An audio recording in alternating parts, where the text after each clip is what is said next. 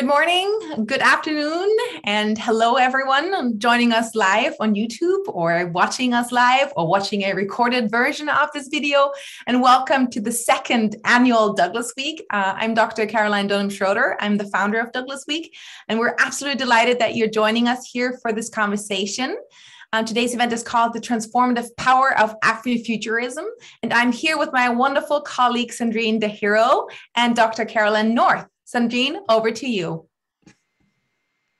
Hi, everyone. Thank you so much for the opportunity, Caroline, and Dr. Carolann North for joining us today. So I'm just going to briefly introduce Dr. North's work. So Dr. North is a lecturer at University of Ulster, specializing in speculative fiction and contemporary identity politics. So recent publications include Sasha Levy's Unorthodox Kindness, Holby City's Medicine and Pedagogy in the Journal of Popular Television, which this was in 2021, and The Ethics of Quantum Colonialism, Navigating American Racial Anxiety in N.K. Jensen's The City We Became in the Irish Journal of American Studies. Her upcoming publications include Chang Palunski and The Postmodern American Absurdist, which is going to be released in 2022, and The Phenomenal Woman, a collection of creative writing. So she's also an Arts Council Award recipient for her poetry and the winner of the ninth annual Bangor Poetry Competition. Finally, she's a curator of the Books Beyond Boundaries Northern Ireland project, which aims to foster cultural diversity in science fiction writing on the island of Ireland. And I had a great honor of presenting a paper to one of Dr. North's conference, which I really enjoyed. So as I've said, with all the amazing work that you've done, we're so inspired with all the wonderful work that you've done. So you do inside and outside of academia. So I was wondering if you would say a few words about the project that you're working on right now. Yeah, thank you so much for the introduction. I think that's much longer than I deserve for what I've done so far. But yeah, I'm currently working with the project team on the Books Beyond Boundaries NI project at Ulster University. That's probably the most exciting of the things I'm doing at the minute. So it is a project funded by the Arts Council of Northern Ireland and the National Lottery Good Causes Programme. And it's Dr. Catherine Byrne and Dr. Frank Ferguson and myself who are running it. And basically the aim was based quite a lot on Afrofuturist theory and culture, which was to foster diversity in Irish and Northern Irish speculative fiction, because we have this kind of amazing history and culture of speculative identity on the island. So you can look at Bram Stoker, C.S. Lewis, or indeed in Northern Ireland we have James White as well. As these kind of cultural identities based around these alternate realities, but actually it doesn't reflect the cultural diversity on the island. So we set out basically to change that. So we're fostering new writers in the community. We've done workshops. We've done a showcase with Riverside Theatre, which was really amazing. We have an anthology, just to prompt that. We have an anthology coming out on the 20th, the submission date is closing on the 20th of February, and that's for new writers. So short stories, poetry, art, whatever you've got, anything around identity and the speculative. And yeah, we'll be touring that around as well. And then obviously, yes, Sandrine, as she rightly says, presented a belter paper at the conference, and the conference was a international success. Actually, was wonderful. So it's been great. Outside of that, yeah, I've got the book coming up with Routledge on Chuck Palahniuk, which is about American identity politics and focuses a little bit in on race, but more the divide that's existing in America at the minute, between kind of alt-right and the left communities. And then, yeah, the poetry as well. I write poorly, but people don't seem to notice, I think. Yeah, I won the Bangor Poetry Competition for my poem Nesting recently, and hopefully, theoretically, by next year, I'll have my own solo collection out as well. Thank you so much, and congratulations. And it's really inspiring to hear you talk, Dr. North. And when I heard you talking there, obviously you're working on a lot of projects, and I'm thinking about, all the challenges that we're all facing. I'm thinking about all the work that you are doing, that we're all doing, that needs to be done. Thinking about diversity, as you said, representation, identity on the island of Ireland, in the US, and everywhere else. We have people and audiences joining from around the world today. And, I'm also thinking of the lack thereof, perhaps, of representation, of diversity. And in the light of these many challenging, life-changing events, perhaps around the world that we're all facing, I'm thinking about the topic of our conversation, transformative, the transformative power of Afrofuturism. And I'm wondering, Dr. North, do you see a sort of transformative power in Afrofuturism as a genre? You're a poet, you're a writer, you're an academic, you're an activist, and so much more. And can Afrofuturism perhaps help face these challenges?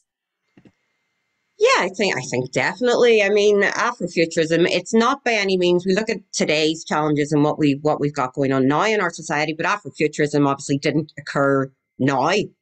Afrofuturism can be traced back much further. And I think what's particularly relevant is when we go back and we look at music artists, because obviously Afrofuturism has a huge base in music.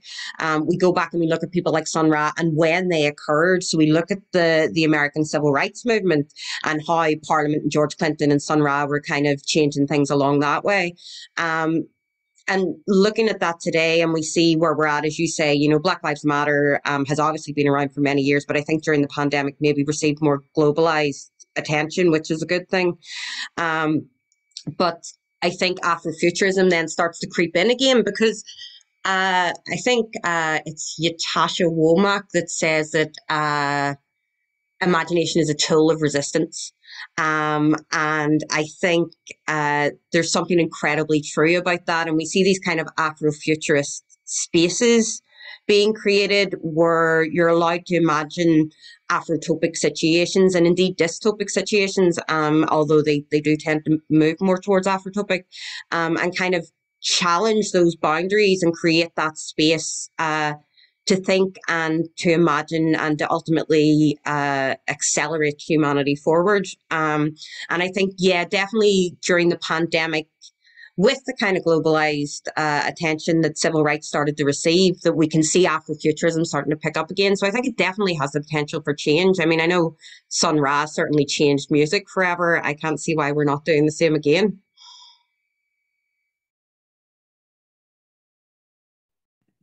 Thank you so much, Dr. North. And I'll hand over to Sandrine for maybe the next question, kind of a follow-up question, perhaps, Sandrine.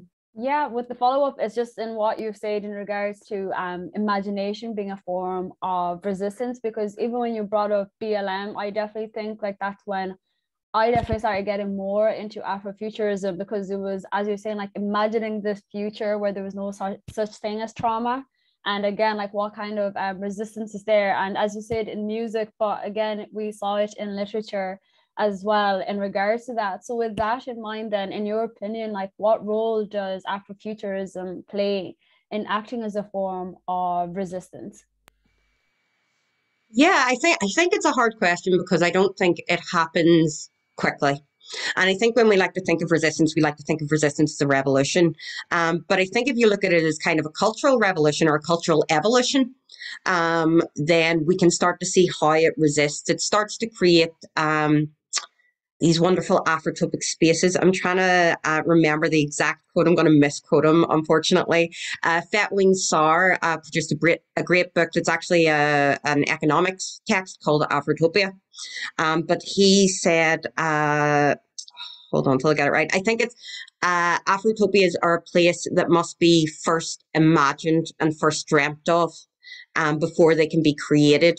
And what I find really interesting about his work, if you'll permit me to ramble for a minute, is one of the things that he pointed out was that the continent of Africa itself, because of a lack of resource building up, the kind of westernized industrialization, actually sits itself in a better position for things like renewable energy.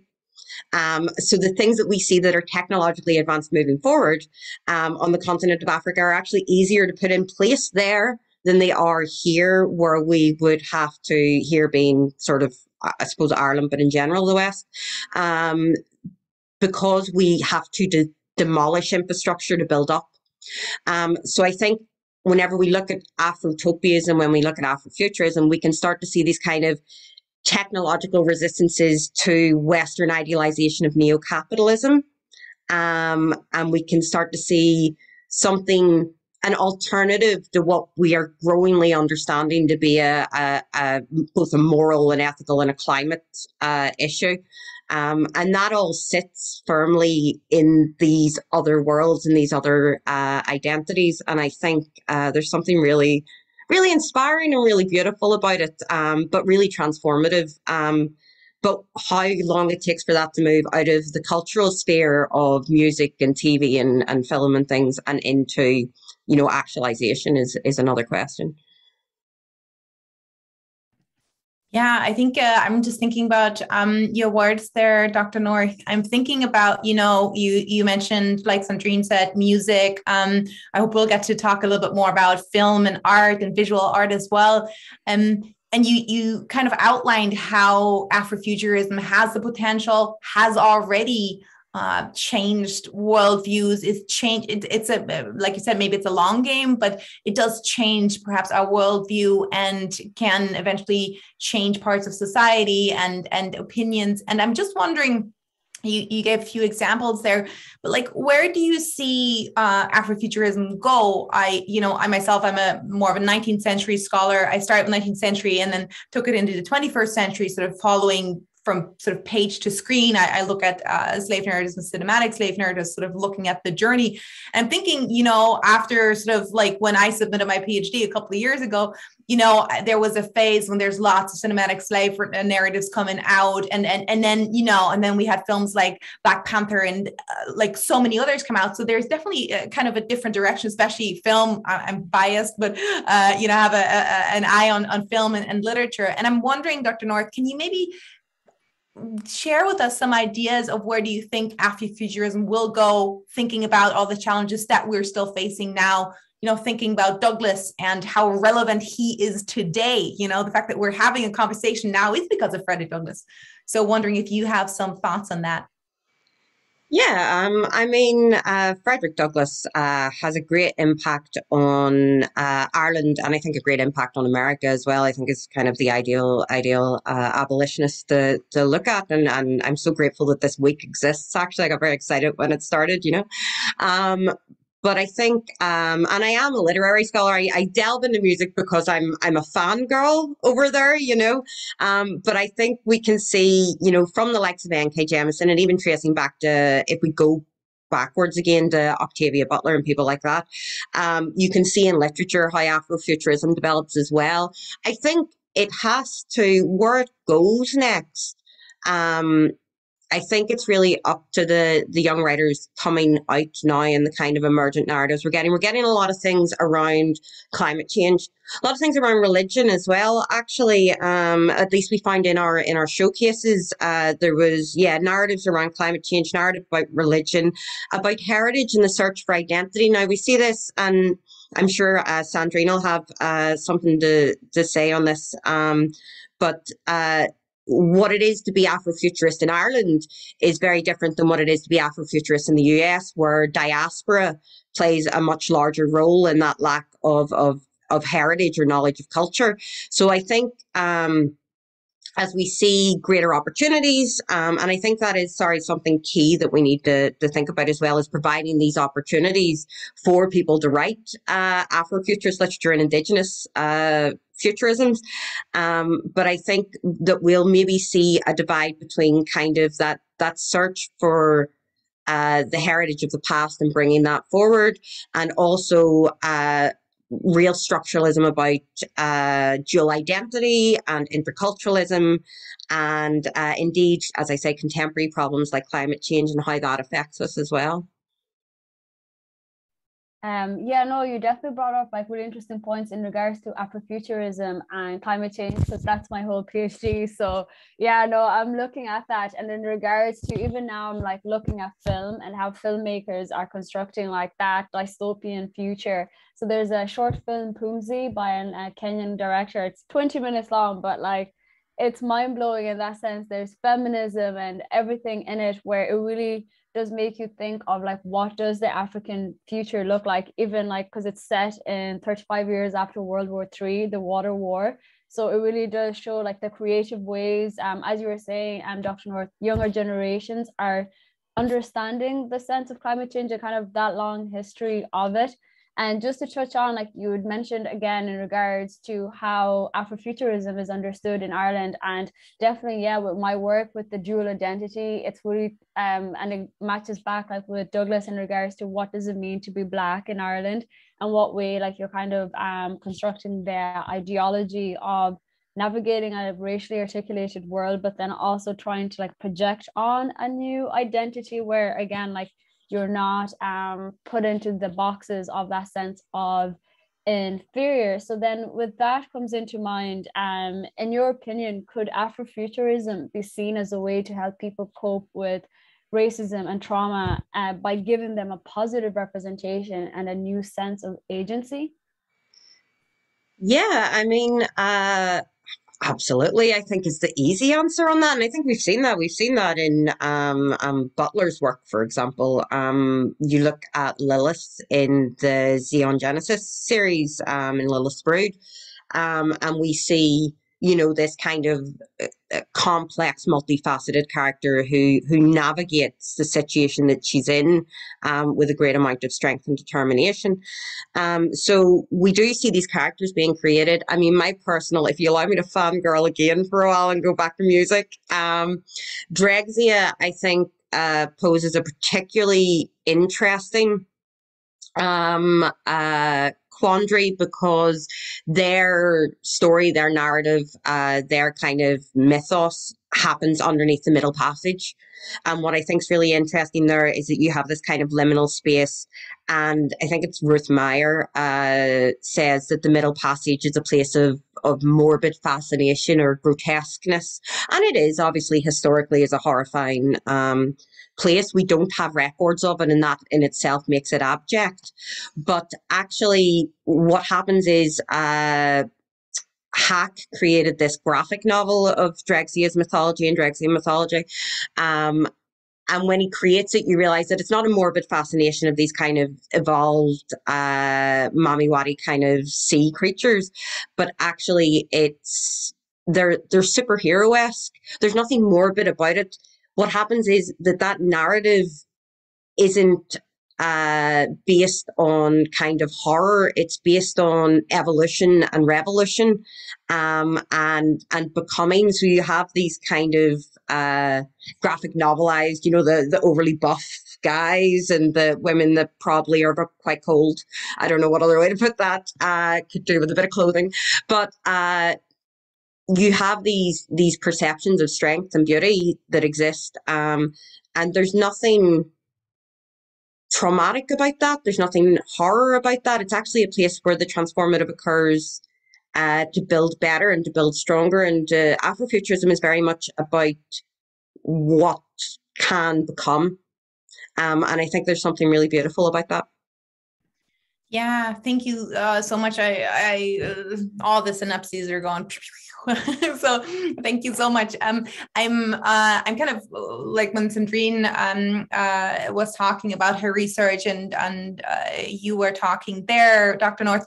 I was thinking, you know, we've talked a little bit about literature, a bit about film. I'm thinking, you know, you mentioned graphic novels. I'm thinking about a lot of different mediums. And earlier, Dr. North, you mentioned, you know, sort of this, you know, economic spaces and different trends and developments and opportunities. And I'm thinking now, you know, this Afro-futuristic approach to, you know, say art or film or TV, literature. Is there a way that you mentioned just this, again, the transformative power of Afrofuturism? Is there a way that Afrofuturism is sort of there or can be, I don't want to say used, but is itself will kind of create this platform where we can all, reimagine access to creative spaces, economic spaces, technologies, and also, you mentioned this earlier, representation, identity, and those kind of challenges that we're facing in the future. So is there a way that Afrofuturism can create this platform where we can all move forward together, or is that maybe too much to ask of Afrofuturism and scholars and artists and musicians working in the field?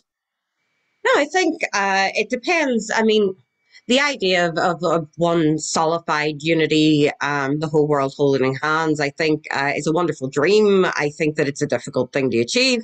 But I do believe that Afrofuturism provides a strong look into the future. It provides the potential for us, as I said, things like climate reform, and the potential to dream that way. It also still incorporates, many of the current scientific and philosophical theories that we have today, and takes those into the future. The difference is that it does that with an awareness of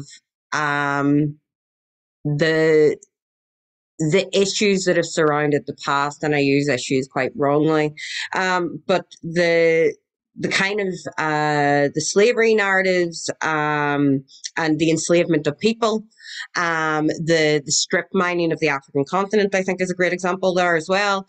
And it takes those without, I think a lot of Western sci-fi tends to overlook that. I think it tends to focus in on only itself, and we're not a disconnected society anymore. The internet and globalization have just wiped that out. So I think what Afrofuturism does is look at the globalization and look at the consequences of how we divided the world previously, and kind of looks at the technology of race, which has never really been discussed or addressed in sci-fi, and indeed in fantasy is quite often just incorporated in like it's nothing. So I think, certainly Afrofuturism has the power to be transformative. I would also add that one of the great things that it can do for us today is by providing opportunities, by listening to those stories, we encourage people to get involved. So when we think about something like Black Panther, it's nice to think of it as an Afrofuturist narrative and stop there, but it's not. It's the writers, it's the directors, it's the actors, it's your sound editors. It's diversity writers in film and in the film industry that start to make the difference today. And the more Afrofuturist stories we listen to, the more we learn about the potential of our future, and the more we secure our interaction in intercultural and pluriculturalism today.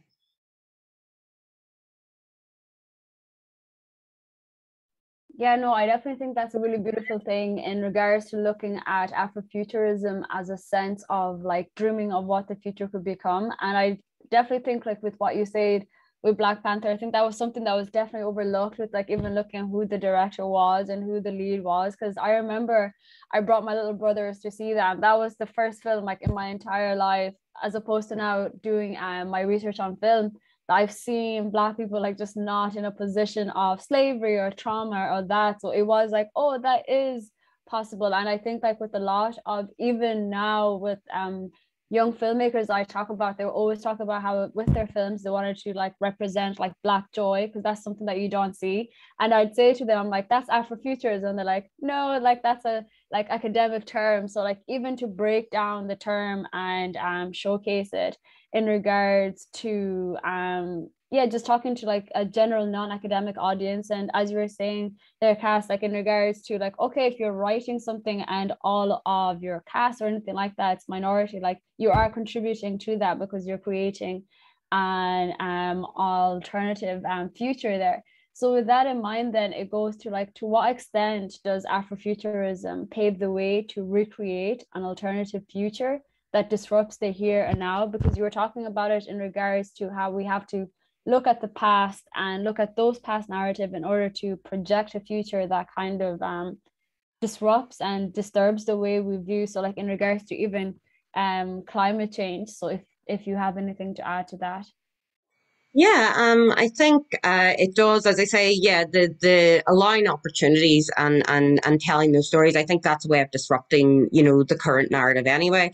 But I also think that a greater awareness of Afrofuturism and of rights, and I think Black Joy, by the way, is a great term for what Afrofuturism encapsulates. It is hopeful at its very core, and powerful, I think, as well.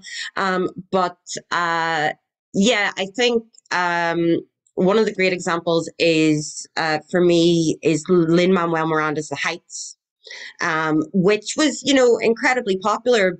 But one of the first things that came out that wouldn't have been said before, I think people argue diversity pandering and things, again, quite incorrectly. But one of the first things that came out was, well, where's the Black Latinas who are actually living in the Heights? Because that was an absence, but it's something that Afrofuturism and allows people to notice more, is that absence. And I think the more films like Black Panther that exist, the more books by N.K. Jemisin that exist, the more rewriting of the narratives from the 19th century into the future, and things like that, the more we start to pay attention to what's missing on screen or who isn't being represented.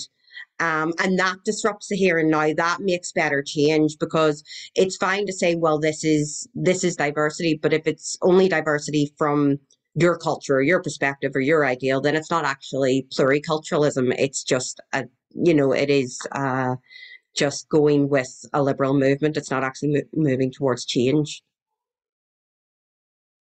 Yeah, thank you so much. I think, Dr. North, that's a really good kind of keyword. The disrupting the here and the now, and also the joy, and bringing the joy and reimagining and changing and co-creating our future, all of our future, and changing that future together. I think that's one of the core elements of Douglas Week, rewriting the narrative, creating a platform, creating space, one of the spaces that we're all meeting in now. And I think that's, talking with you both ladies has been very inspiring. And I want to talk more and more and more. And I'm very much looking forward to, all the Douglas Weeks to come, and to see more of your research, Dr. North, more of your research, future Dr. Sandrine Ndahiro. And I'm very, very, very grateful to be in this conversation with you all here. And I am looking forward to more in for Douglas Week 2023. And I would like to say thank you, Dr. North, and thank you, Sandrine, for joining us. And I'll hand over to you both for some last words. And happy Douglas Week from me. Yeah, I just thank you to you both for inviting me on. It is amazing. As I say, I'm a massive fan of Douglas Week for exactly what you said. The opportunities, the platforms that it provides, and the discussions that need to happen. I think Ireland has maybe been slower to move with diversity than it should have been. But I think things like Douglas Week make so much difference. So thank you so much for all the work that you've done, and thank you so much, Sandrine, for inviting me on. It has been amazing, and yes, good luck with the PhD. Yeah, no, I'm the exact same. I'm a big fan of the two of you, and I think like with this conversation, it's really like definitely like inspire me to continuously like push for that sense of Afrofuturism not being something that is just in the academic world, to like really push it out to like the creative element of it. So like with that sense of Black joy or anything like that, and I think it's something I definitely got when I presented at your conference, Dr. North, where I was like, I left like smiling, because I was like, oh, like in Ireland, you're so right. Like we don't have conferences that are asking you to talk about racial issues from, again, a perspective of someone who has a dual identity and what they have to contribute to it. So like it's slowly changing, but again, it's just to really understand, like just even for the viewers listening, on how Afrofuturism should be something that's so accessible and not just left in the academic world, and like we just to disseminate it into like just a general conversation, see what way we can just create different elements of it that are really going to contribute to like understanding the future. And as Caroline now said, disrupting the here and now. Yeah, thank you. That's a perfect note to end. Thank you so much, ladies. Thank you for being here, and a very happy Douglas Week to you both. And I'll talk with you both soon. Thank you. Thank you.